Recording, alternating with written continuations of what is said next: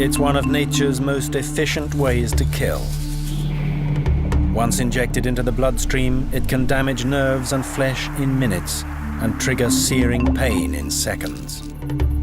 This is venom, a virulent biological toxin and the weapon of choice for thousands of species.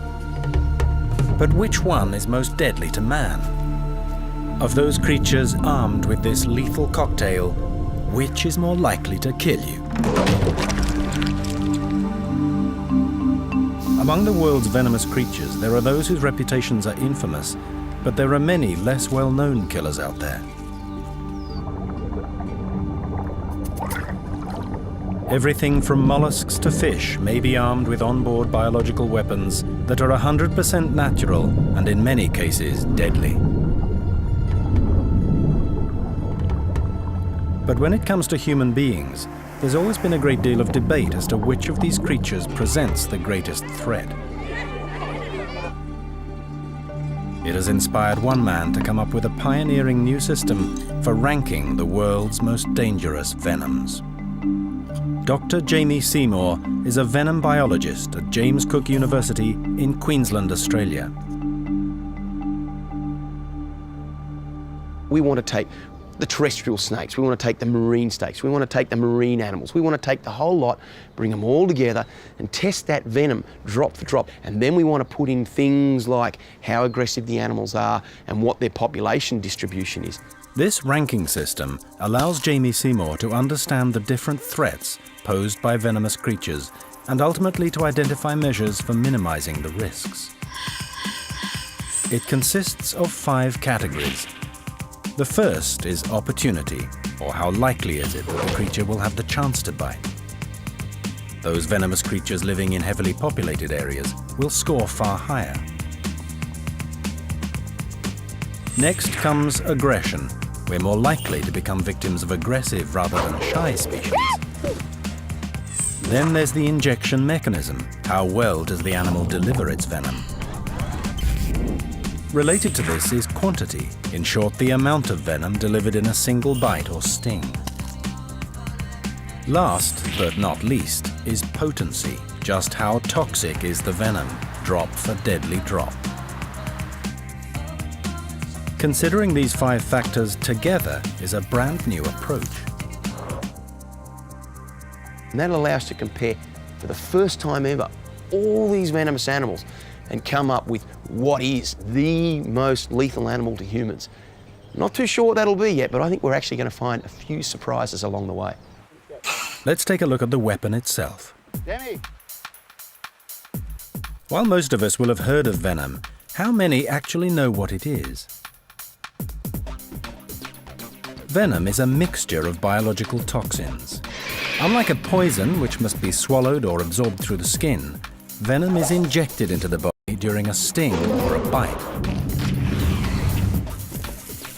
It can be used for hunting by disabling prey, or as a defensive weapon in the face of attack. The difference in strength and how the venom functions will have a significant effect on how it works on the human body. Something that Jamie Seymour has learned firsthand. His new study will take him up against the creature that most people think of when they hear the word venom, the snake. There are more than 30 species of rattlesnake alone, all carrying different venoms. While some venoms target the body's nervous system, creating havoc with the complex network of nerves that control its vital functions, others attack flesh and tissue, effectively starting the digestive process before the victim is even eaten. Having bitten its prey, the rattlesnake waits for the venom to take effect before feeding.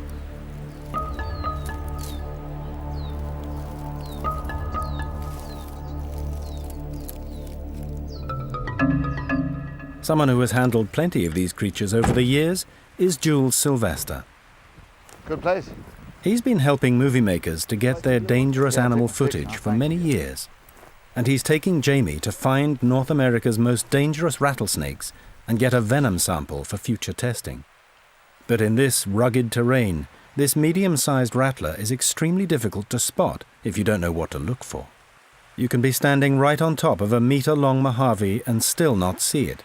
So Jamie Seymour has taken the precaution of wearing bite-proof Kevlar leg protectors.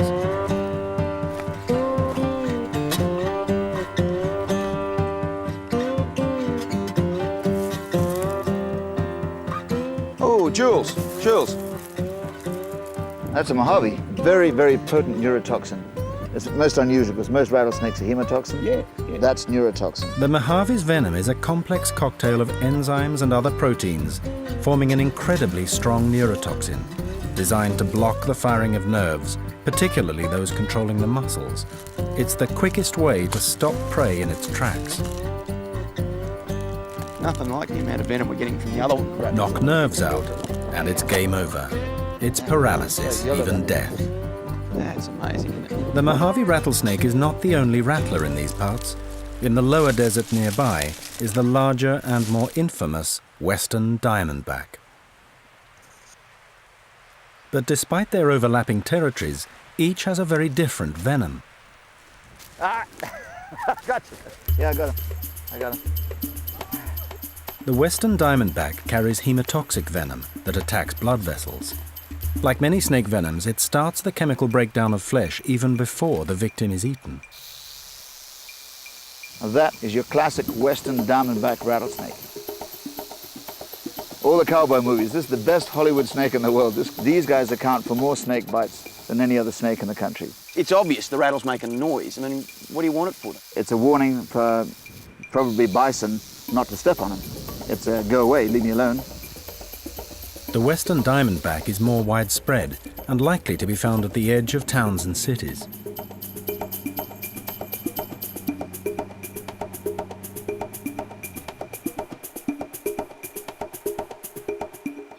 Another American rattler has adapted to a rather different habitat.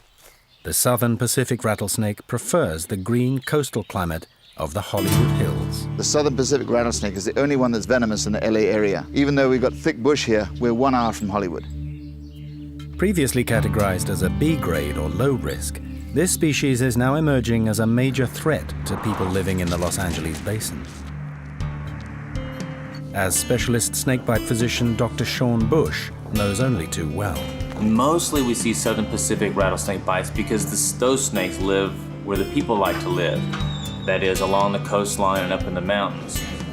These snakes often stray into people's driveways and backyards, and though it may be tempting to try and remove them, it is always best to exercise caution and call for help, as this man discovered the hard way.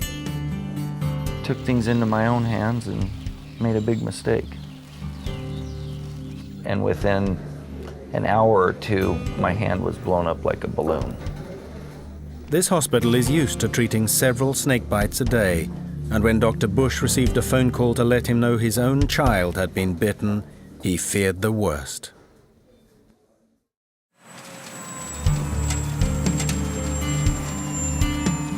My son was actually in the backyard and picked up a little rattlesnake and got bit. We actually had 5 snakebite patients in the hospital that day.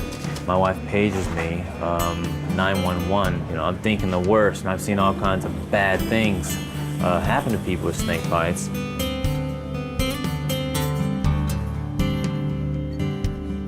Fortunately, he did well.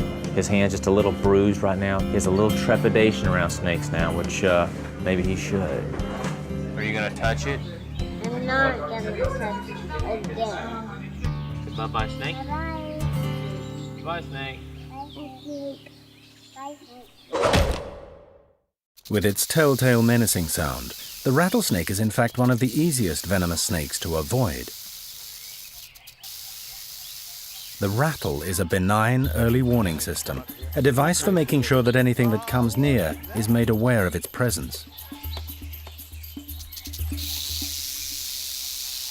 It's away. Come on, big boy. Look at that. Isn't that nice? A venomous snake stores its venom in glands just behind the eye, where it can rapidly supply venom to the injection mechanism, either hypodermic like fangs or finely grooved teeth. The fangs of rattlesnakes are hinged, rotating down into a stabbing position just before a strike. So how do the rattlesnakes we've seen so far score against Dr. Seymour's ranking system? One is particularly dangerous to man. It's the notorious western diamondback. Because this rattler is now commonly seen around southern US towns, it has more opportunity to strike at people, which, given its bold, aggressive nature, it frequently does. Its large hinged fangs penetrate deeply into its victim to deliver its venom. And though not as potent as that of other rattlers, it can deliver enough venom to be potentially fatal if a bite goes untreated. The western diamondback is responsible for the most bites and deaths by any reptile in the United States. Next, we head 12,000 kilometers away to Africa, where we discover a snake whose fangs dwarf those of any rattlesnake. Much of Africa's west and central regions are still covered by thick forest. It's here, along the forest's edges, that we find a snake with a particularly dreadful reputation. When it comes to death by lethal injection, the Gaboon viper really can deliver. This solid-bodied, 1.5 meter but slow-moving snake is a superbly camouflaged ambush predator. It's so well disguised that it's nearly impossible to see it, even when you know it's there. Through its 5.5 centimeter fangs, the longest of any snake, it injects the largest quantity of venom in the snake world. This is thankfully not an aggressive species, preferring to retreat rather than attack if approached.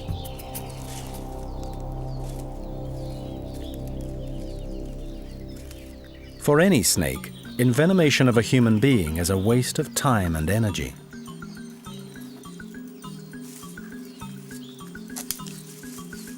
A snake who's injected valuable venom into a human victim may have less chance of hunting prey or defending itself from attack until it has replenished its toxic supplies.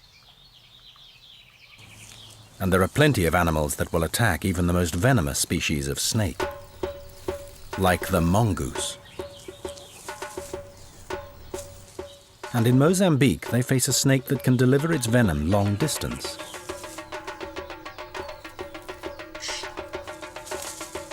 The spitting cobra takes the defensive use of venom into a whole new league, squirting venom with astonishing accuracy. Muscular contractions squeeze venom through the fangs, spraying it up to 3 meters at the eyes of any aggressor, causing irritation and blurry vision. But there's another African snake more deadly than the cobra, the highly confrontational saw-scaled viper. With its subtle signature sound, it inhabits a vast natural range which stretches from North Africa across the Middle East and into Asia to include areas of mass human population, well over 1 billion people in all, giving this aggressive serpent plenty of opportunity to bite. Professor Julian White is a medical expert in diagnosing snake bites. 10% approximately of acute hospital beds in Nigeria are occupied by snakebite patients, and the overwhelming proportion of those are saw-scaled viper bites. Its huge range and the fact that victims are often a long way from proper medical treatment ensure this is a serious bite risk species. So, while the Gaboon viper has the most formidable set of fangs and is physically the more intimidating, it is actually the smaller saw-scaled viper that is the greatest threat to people living in its territory. This deadly predator gets plenty of opportunity to strike. And unfortunately, it is also extremely bad-tempered and is often known to attack humans. Despite its small size, it has an impressive set of folding fangs which can inject a fatal dose of moderately toxic venom. All in all, it kills thousands of people every year. 7,000 kilometers away in Asia, we find several other contenders for the world's worst venom. While most people try to avoid close contact with venomous snakes, here there are some who court danger on a daily basis. Sacred among Buddhists and Hindus, the Asiatic cobra is a confident species and will bite if alarmed. The Asiatic cobra is also a bit of a show-off, and its threat posture has become an iconic symbol of Asia. Coming face to face with these snakes, Thai snake charmers uphold a tradition that goes back thousands of years. If any snake had an opportunity to bite handed to it on a plate, it would be this one. 2 charmers in this village alone have been bitten recently. But the Asiatic cobra is dwarfed by a gigantic relative, the longest of all venomous snakes, the king cobra. At over 5 meters in length, the king cobra can raise enough of its body from the ground to stare a standing human in the face.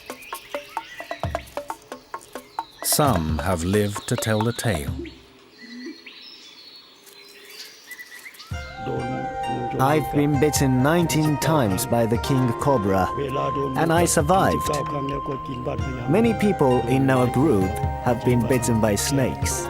It's not just me, it's more than 10 of us. I will keep performing until I die.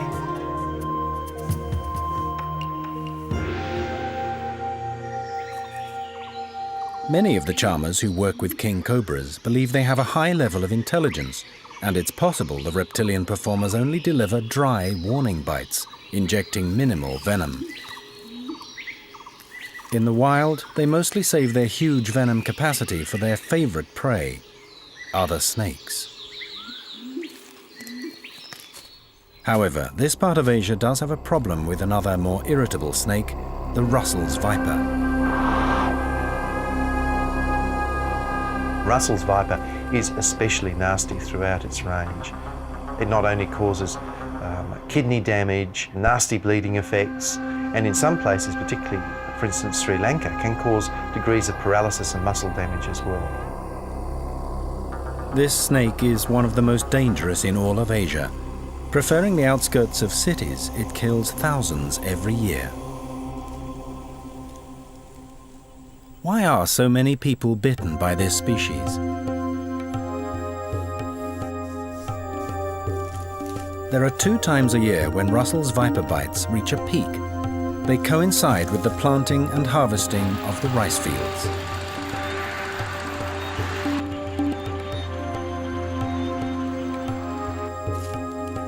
Many of this snake's victims are farmers whose remote rural location prevents them from getting the immediate medical attention this bite requires. It can take days before a victim can reach hospital, long enough for the venom to do serious damage. The Russell's viper strikes at close range, and a single bite can deliver over 100 milligrams of venom. As the venom diffuses into the bloodstream, it interrupts the blood clotting mechanism, leading to hemorrhaging and finally to devastating kidney damage. Let's consider the worst-case scenario. What do you do if you're bitten by a venomous snake? Forget sucking out the venom. That's strictly for the movies. Wherever you are in the world, a serious venomous snakebite without proper medical attention can lead to permanent injury or even death.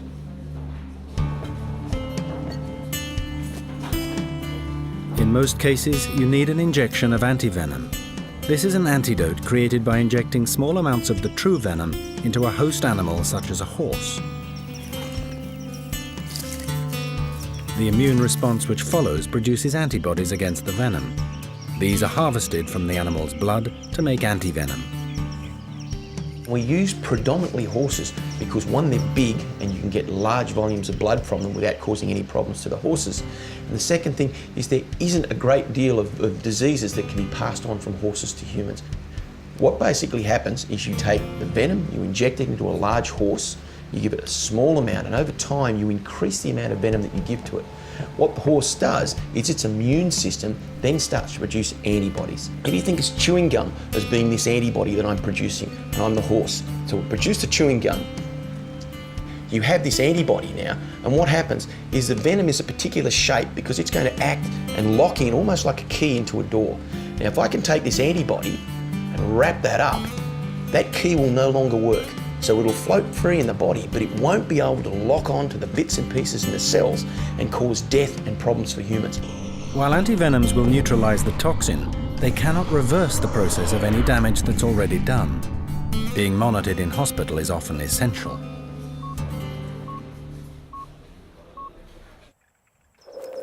But there's one snakebite where even without antivenom, it is possible to survive. The Malayan krait is one of the few Asian snakes carrying a purely neurotoxic venom. As a nocturnal hunter, it stalks its prey in darkness by following scent trails, often entering through an open window or door. And the sleeping inhabitants may never even know they've been bitten, especially since the fangs are very small.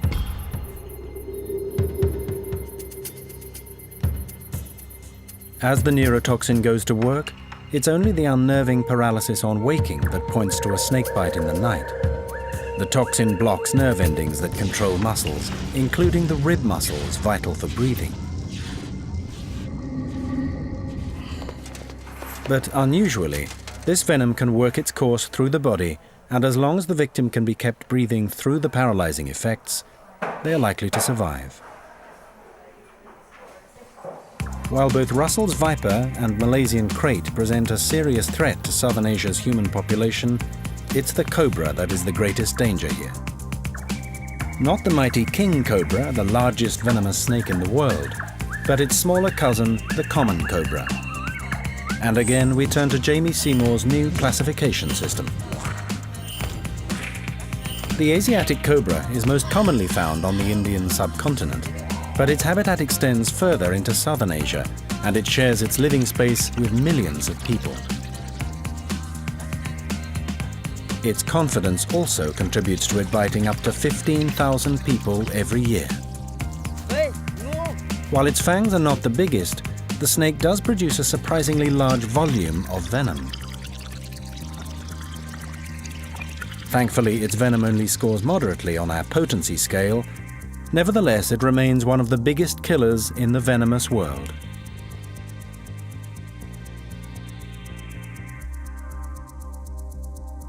But there is one country that tops all the others put together in the venomous snake stakes. Australia. Its species of venomous snake outnumber the non-venomous ones. We've got the most venomous snakes, there's no doubt about that, all incredibly venomous. Australia is a big place with vast areas of unpopulated country. The snakes that live here are hardly pushed for space. Yet alarmingly, there are seriously venomous species that have adapted perfectly to the urban lifestyle of Australia's cities. Some eastern brown snake populations now thrive on a diet almost entirely consisting of house mice.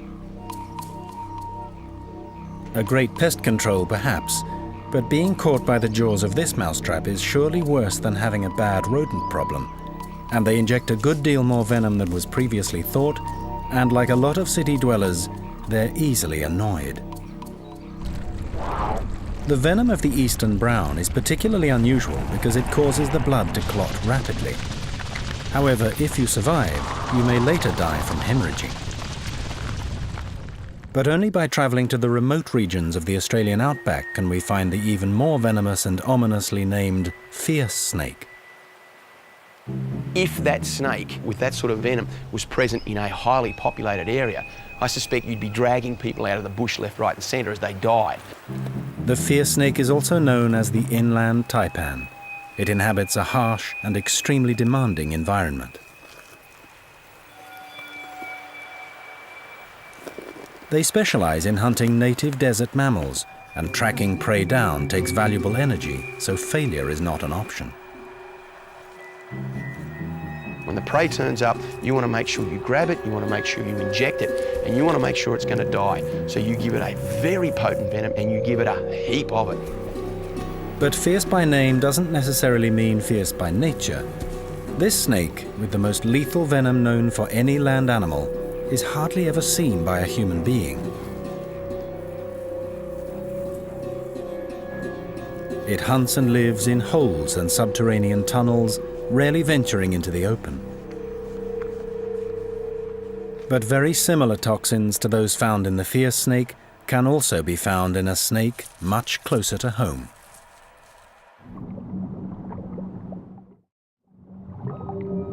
Around Australia's coastlines, we find a highly venomous sea serpent. The olive sea snake is gregarious and confident around human beings and can frequently approach divers and snorkelers.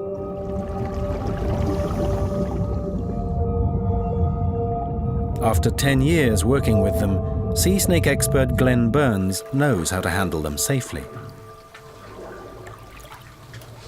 Okie dokie. Okay. So you can just lift your tail up over the edge of the bank there. The male is searching for females at the right time of year. Any movement he's usually attracted to, which is why a lot of divers think they're being attacked. A male will come zooming up from the bottom, basically because they don't see very well. They think it's a potential mate, and they'll come zooming over to investigate.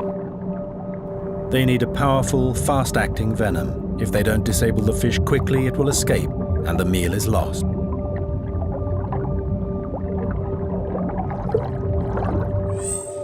But of all Australia's snakes, it's not the sea snake that comes out top, nor is it the serpent with the strongest of all venoms, the fierce snake. In Australia, it's the eastern brown snake, which ranks as the most dangerous to people. It is aggressive and fast-moving. Fortunately, its fangs are relatively small and it rarely manages to cut through heavy clothing.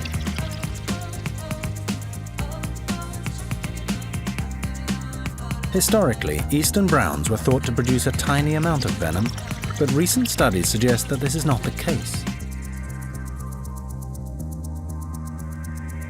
And their venom has a rare blood-clotting quality, which, if delivered directly into the bloodstream, can kill a human in minutes.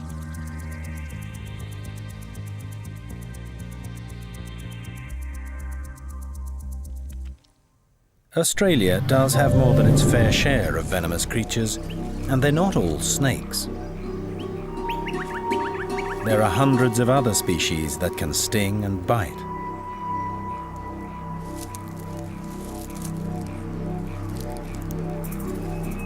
This is the Sydney funnel-web spider.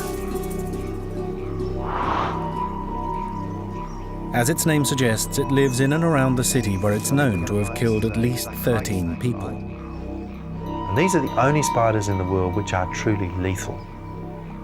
Prior to the development of antivenom, there was nothing that medicine could do to guarantee survival, even in an adult, from a major funnel-web spider bite. Both male and female spiders carry venom used for killing their insect prey, but it's the male's extra venom component that's a danger to people. The females seldom leave their underground burrows, whereas males often wander in search of females. It's the males that are the more potent to humans. Part of the reason is when you look at males, they come out of their burrows and they go foraging. The females stay within the burrows and stay put. Staying hidden helps to avoid predators, but for the times when it does venture out into the open, the spider has developed a highly potent toxin which it can use if threatened. Once you come out of your burrow, you're then exposed to predators. Your predators are liable to be marsupials and things of that nature. So you've got to have this extra component in your venom that you can use for defence. There's another venomous Australian spider that resides far beyond the city limits, the redback, and it's notorious for lurking in dark, dry places, often right under your nose. In Australia, more antivenom is used to treat redback spider bite than all other bites combined, including snake bite. It's a very common problem, with probably greater than 1,000 cases receiving antivenom every year. And this species is also well travelled. They've a fondness for long-haul luggage, and they've found themselves 7,000 kilometers away in the port of Osaka, Japan. It arrived on the Osaka docks probably around 1994 and quickly spread, so that by 1996 there were probably maybe hundreds of thousands of redback spiders in Osaka. I found higher concentrations around the dock area than you normally see even in Australia. Back in his North Australian lab, Jamie Seymour takes a closer look at these spider venoms. And it is the Sydney funnel web that poses the greatest threat to humans, according to the 5-point scale.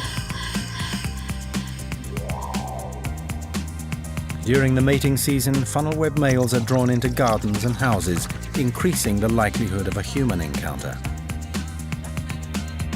And though it might rather avoid confrontation, it will not shy away from defending itself. Despite feeding mainly on insects, its fangs are long enough to pierce human skin and deliver a small quantity of highly potent venom.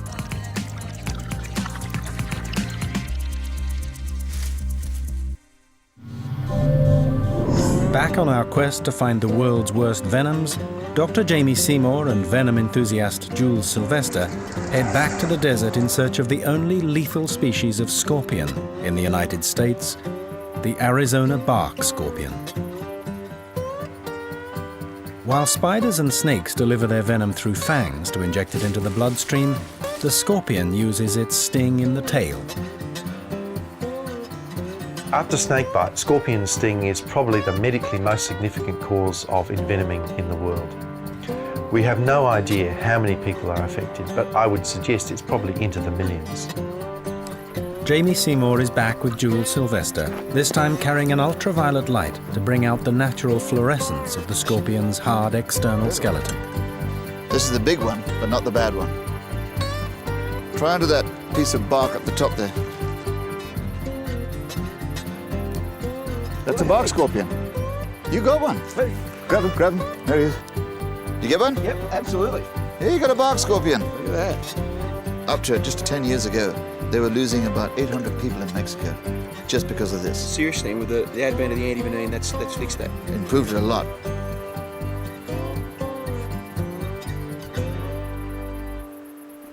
Found in the American Southwest and northern Mexico, the bark scorpion does encounter human beings fairly often, but is unlikely to sting unless provoked.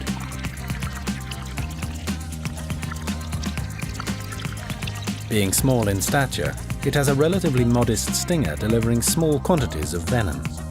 But compensating for its lack of size, its venom is relatively potent, and prior to the development of proper antivenoms, it was a much feared killer. It's back in Africa that we find two other particularly notorious scorpions.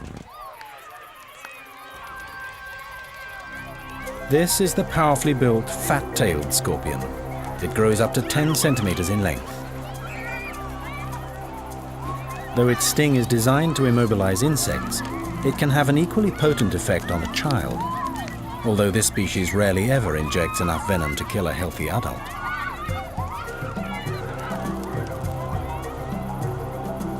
The distinguishing feature of most scorpion stings is that the toxins they contain have a very different effect on the nervous system than any of the snakes we've seen, sending it into a kind of physiological overdrive, with heart rate and blood pressure sent soaring.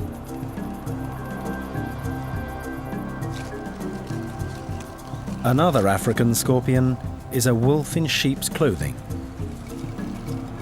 The death stalker more than compensates for its small size and unimpressive-looking stinger by having more toxic venom, drop for drop, than any other species of scorpion.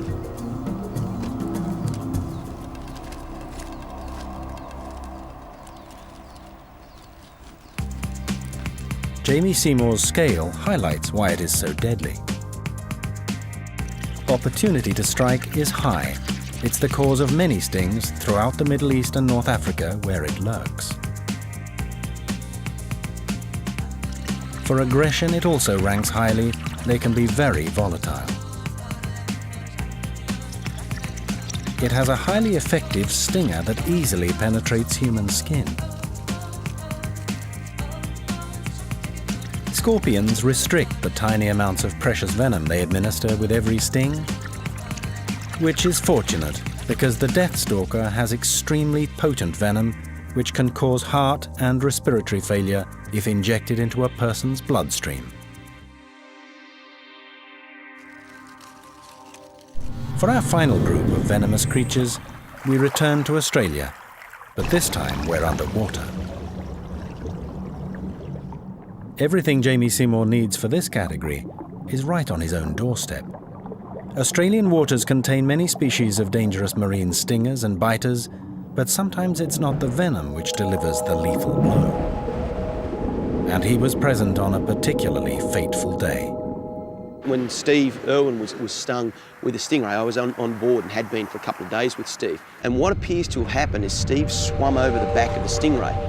From the animal's point of view, is a big shape coming over the top of it. Big shape in the water normally means big predator.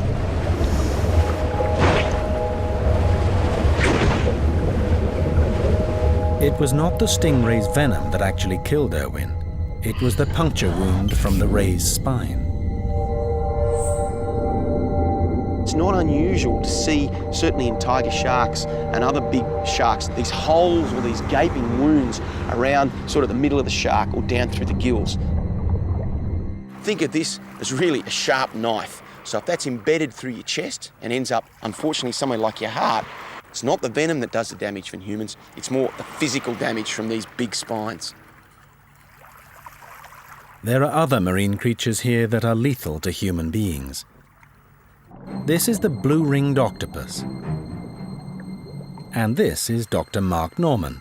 He's an octopus expert at Museum Victoria. These octopuses are equipped with a really good warning system, and it's using brilliant blue rings to flash like police lights to say, I am really deadly, and if you come too close, I'll bite you.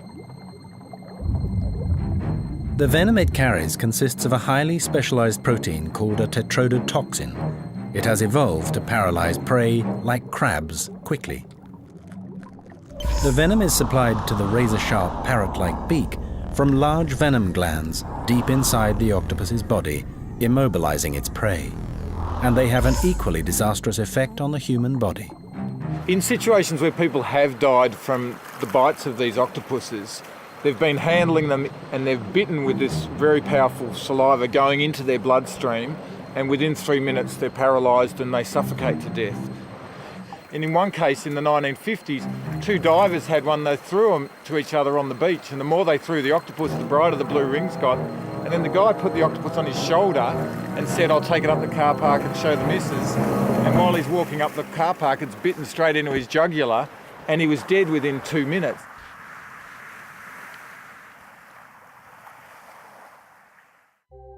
Worse still on the list of Australia's most deadly venomous creatures is the harmless-looking box jellyfish.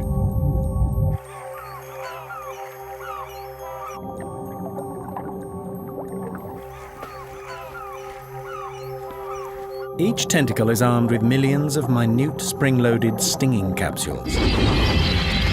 They inject venom into blood vessels just beneath the skin, where it travels rapidly through the bloodstream and eventually to the heart.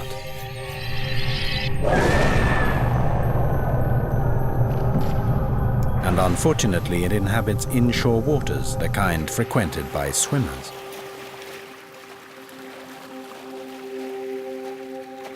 Jamie Seymour has been on the wrong end of the box jelly's tentacles more than once. And I've got to tell you, I mean, it hurts. It's almost a surreal pain, but it reaches its peak level almost instantaneously and stays at that level for about 10 to 15, maybe 20 minutes, and then it just shuts off. To protect swimmers from the box jellyfish, special nets at the most popular beaches keep them well apart. You see these stinger nets all over the place, and they do a wonderful job. We've never had a fatality or a near fatality sting inside the nets. You swim outside the net. It's not a matter of if you get stung, it's when you get stung, and it's really playing with your life. But the nets, which do a good job of keeping the deadly box jellyfish out, are no barrier against another member of the jellyfish family, one of the smallest killers in the ocean. Along coastlines and reefs from Australia to Southeast Asia is the minuscule Irukandji jellyfish. We started getting jellyfish stings of some sort from inside nets. They weren't big box jellyfish stings, they were distinctly different. They were showing distinctly different symptoms. Often no larger than a pea, no normal stinger mesh can keep out the tiny irukandji jellyfish.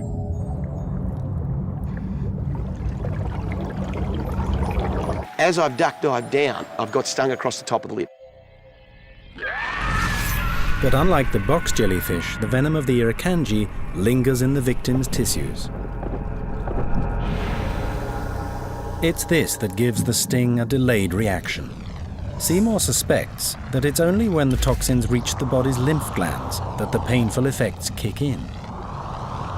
I had severe stomach cramps. Pins and needles through the lower joints of my legs like you would not believe. And we're now getting large quantities of painkillers and it was just hell on earth. Far less dangerous to people but fatal to fish is another bizarre marine killer, the cone shell. Whereas most venom's lethal impacts are based on just a few key proteins, that of the cone snail contains hundreds of toxic compounds. Among them are nerve-blocking chemicals that can induce instantaneous seizure and a strong sedative that prevents the prey from struggling. But like most snails, this one operates at a pretty sedate pace. It only needs to feed once a week, and its super strong venom guarantees that when it does hunt down prey, it almost always makes a kill. However, scientists have actually discovered a way to utilize this venom as a super strong painkiller.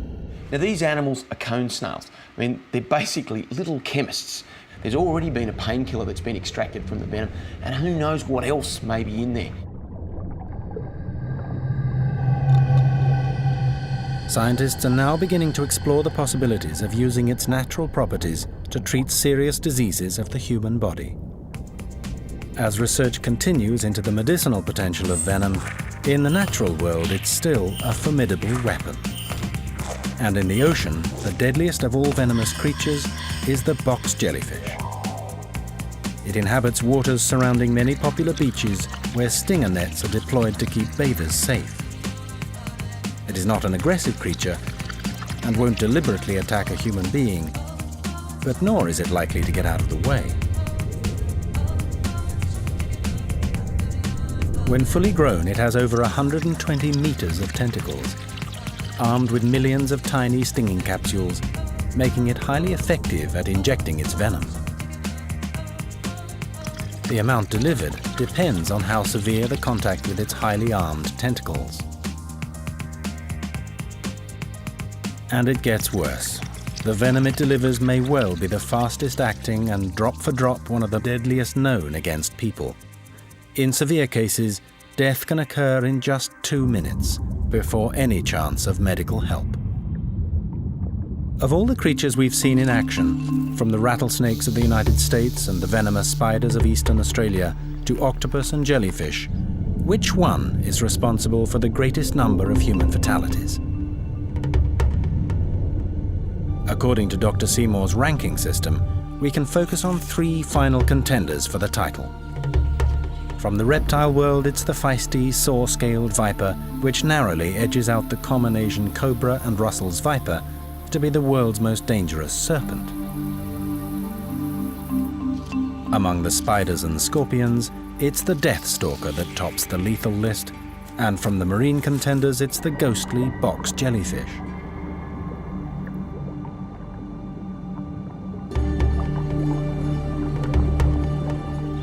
Surprisingly, many creatures with extremely toxic venoms measured drop for drop don't feature amongst our finalists, simply because they don't get the chance to encounter humans often enough to rate among those most dangerous to people.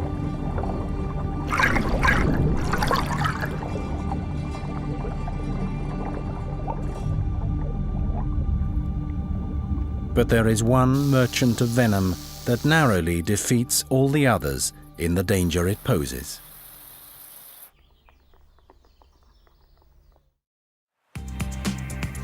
According to our key criteria, the most dangerous venomous creature on Earth lacks a big Hollywood reputation. In fact, few of us will have heard of it until now. the saw-scaled viper. You find it through North Africa, Asia, and the Middle East. Now, through that area, there's something like 1 billion people inhabit that area, and probably 60, 70, 80, 100,000 people a year get bitten.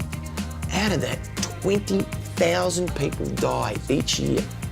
Its lethal credentials include a highly potent venom, but what really sends the fatality rates soaring sky high is a unique combination of this snake's aggression and proximity to people, making rapid and efficient medical treatment crucial for survival.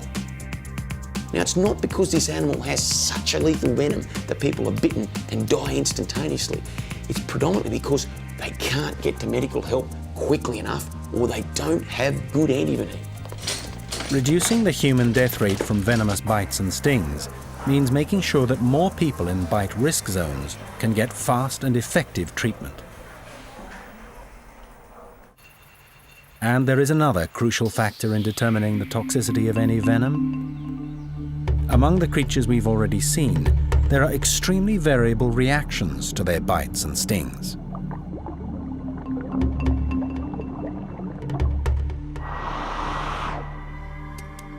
Take the Sydney funnel web, potentially deadly to humans. Its venom has almost no effect on the local cat and dog population. This venom appears to be especially toxic to monkeys and humans, but harmless to felines and canines.